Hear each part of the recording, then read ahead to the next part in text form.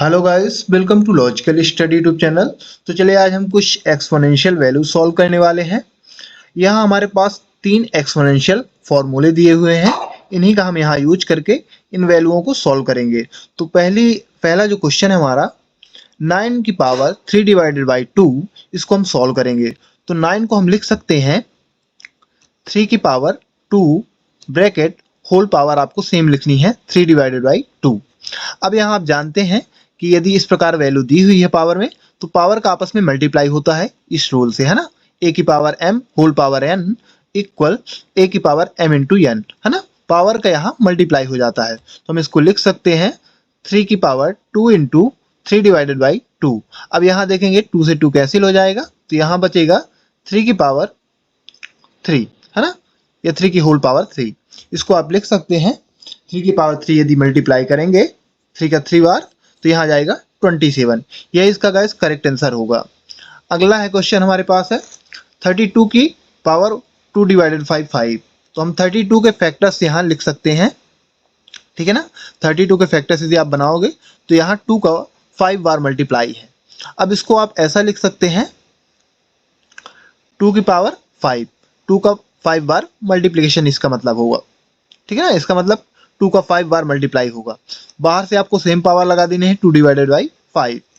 अब यहाँ यदि आप फिर घातांक का नियम देखेंगे तो पावर का आपस में मल्टीप्लाई हो जाएगा, तो ये हो जाएगा 2 की पावर 5 इंटू 2 डिवाइडेड बाई 5।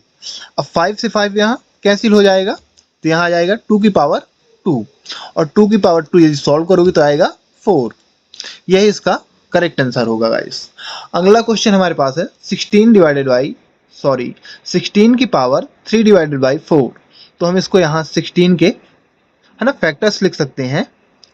तो इसके फैक्टर्स होंगे 2 इंटू 2 इंटू 2 इंटू 2, 2 का 4 बार मल्टीप्लाई, होल पावर आपको सेम लगा देनी है 3 डिवाइडेड बाई 4। अब इसको आप लिख सकते हैं अगले स्टेप में 2 की पावर 4, है ना, 2 का 4 बार मल्टीप्लाई है 2 की पावर 4 ब्रैकेट, है ना।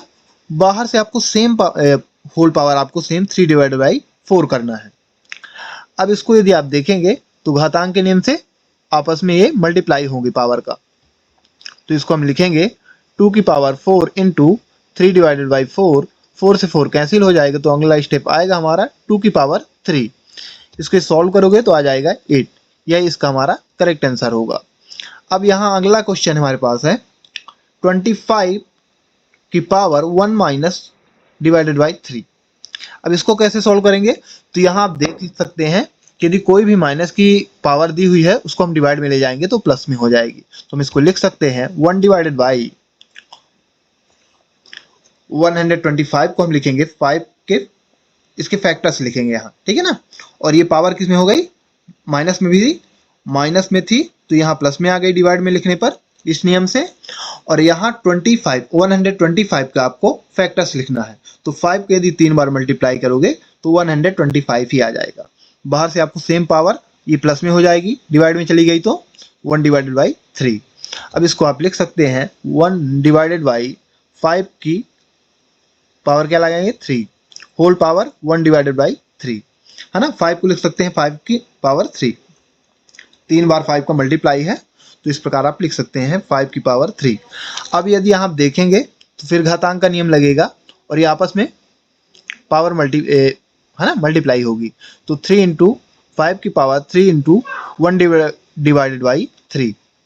तो यहाँ 3 से 3 क्या हो जाएगा, कैंसिल हो जाएगा, तो इसको हम लिख सकते हैं 1 डिवाइडेड बाई 5।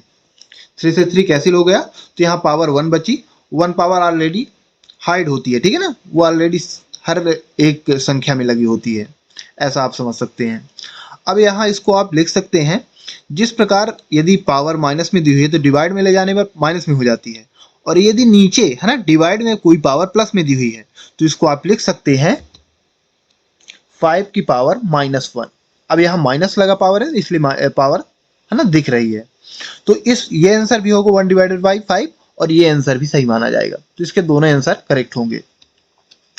अगला क्वेश्चन है हमारे पास है 11 की पावर 1 डिवाइडेड बाई 2 डिवाइड 11 की पावर 1 डिवाइडेड बाई 4। इसको हम गाइस ये एक्सपोनेंशियल डिवीजन का नियम होता है कि जब बेस समान होते हैं, है ना, a की power m divided by a की पावर n, ठीक है ना। तो यहाँ जब बेस समान होते हैं तो पावर आपस में क्या होती है, सबट्रैक्ट हो जाती है, माइनस हो जाती है।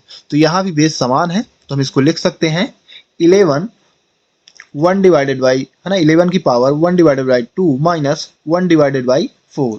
अब यहाँ यदि आप एलसीएम ले लेंगे तो यहाँ आ जाएगा 11 की पावर 2 माइनस 1 डिवाइडेड बाई 4।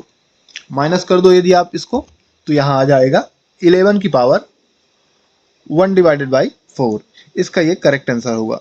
तो गाइस यदि हमें इस प्रकार की वैल्यू मिलती है एक्सपोनेंशियल तो हम इस तरह सॉल्व कर सकते हैं।